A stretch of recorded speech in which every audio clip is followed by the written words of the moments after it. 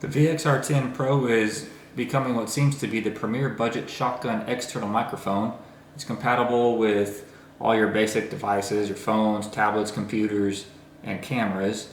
At $50 for the Pro and $40 for the original, it's definitely a bargain that fits most people's budgets. You get a sturdy case.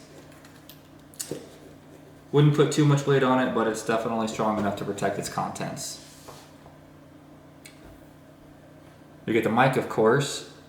Feels well constructed, doesn't feel plasticky. Feels similar to my Sony a6400 that I'm filming this on. You get two output jacks, one to plug into the camera and the other you can plug in some headphones so you can monitor sound as you're recording if you're working behind the camera. You get a soft foam cover to protect the mic and presumably cut down on noise from a small amount of wind. For outdoor use in windier environments, you get the skin of a small kitten. And to eliminate the transference of noise to the mic from handling your camera, you get the respected Rycote Lyre shock mount. And last, you get two cords. One goes from the mic to the camera, and the other would go from your mic to a smartphone. Okay, so I'm going to do some sound tests using just the microphone from the camera, and then I'm going to install the camera using the same settings that are currently on the camera right now. Snap that in, put that on. Okay, so I've got the microphone plugged in now. I haven't messed with any of the settings on the camera. So before I was using just the internal microphones with the camera with the default factory settings. Sony has increments up to 30, so there's 30 different increments, and it was set to 26. So standing about a foot and a half away from the camera. So this is what it sounds like with the microphone. I'm gonna turn the settings down just a little bit, record a little bit without the microphone and then with the microphone.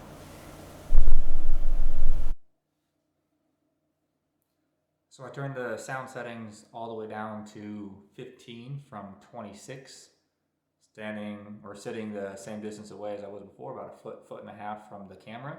I'm gonna plug in the microphone now so you can hear the difference.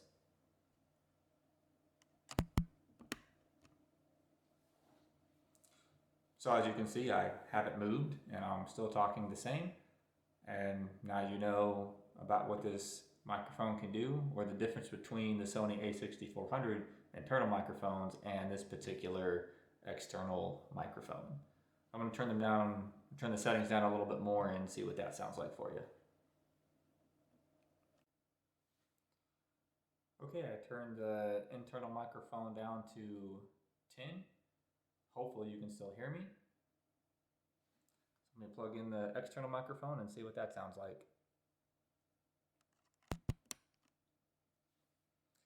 Okay, microphone is plugged in with the settings turned down to 10. And that's the difference.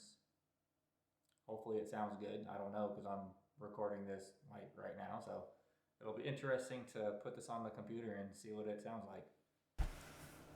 Okay, thanks for watching. I left the sound settings as they were before on 10, about 3 feet away from the camera now, so hopefully it's picking me up pretty clearly. The sound monitoring bars on the camera are approaching the halfway point, so I would assume that you can hear pretty well. Thanks for tuning in. Now I'm just trying to extend the video a little bit so I get more watch time if you happen to watch it this long. Everybody's trying to get monetized. Cheers.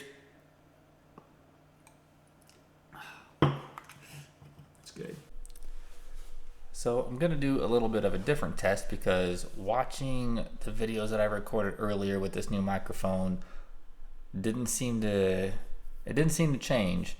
So I had it recording and I didn't have the microphone plugged in. And then while it was still recording, I would plug the microphone in. I would see the sound bars change, but then watching the footage, the sound didn't seem to change as I plugged in the microphone. on the last segment that I did, when I was sitting here and drank the beer a little bit, it sounded a lot louder and I hadn't messed with the settings. So I wonder if possibly I need to turn the camera off and then plug the microphone in for it to recognize the microphone. It was kind of odd that even though I was recording, plugged it in, the sound bars changed, but then watching the footage, nothing sounded different to me. But that was on my laptop, which doesn't have good speakers. If I'd actually upload it to YouTube, maybe that would be different. I don't actually have a cord to plug my laptop into my my stereo system to see. So this is with the speaker plugged in. So I'm going to turn this off and unplug it and then record again and then see how that sounds. I'm just holding the camera now about a couple feet away from me, so we'll see how that sounds. Okay, so I turned off the camera and I unplugged the microphone, and this is now just the internal speakers of the Sony a6400. Should still be on setting 10 of 30, so again, only a foot or two away. It's a little more than a foot for sure. About a foot and a half, 2 feet away that I'm holding the camera, so this is what it sounds like. What I didn't do before was I wanted to kind of handle the camera, kind of tap on the camera a little bit with the microphone unplugged so that you could see how the sound goes into it.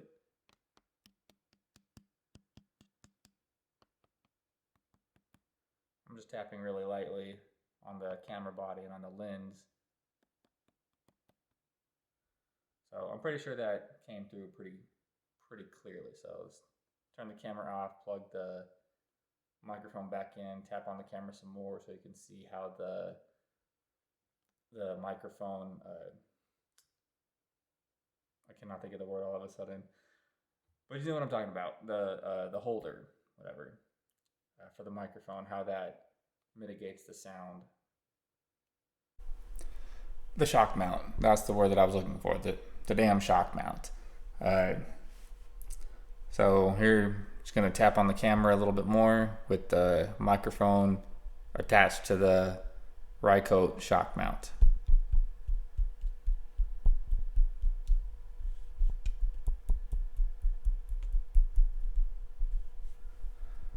So hopefully this gives you a little bit of an insight into what this microphone can do and what it sounds like and what the shock mount can help with.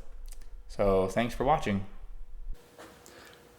Okay, welcome back. So I unplugged the microphone and I turned the record level back up to the factory setting of 26.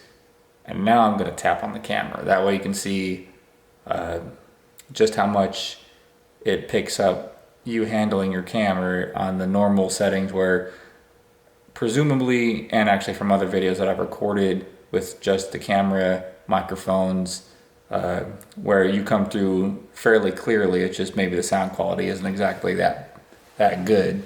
So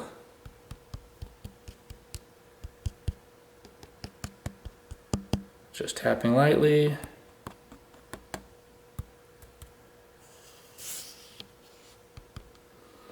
So that's a bit of a comparison. Microphone plugged in, not plugged in, sound recordings down to compensate for the microphone, and turning them back up without the microphones for just the microphone on the camera. So hopefully that gives you some good insight onto the capabilities of the product that you might be considering buying. All right, thanks for watching. That's it this time, I swear.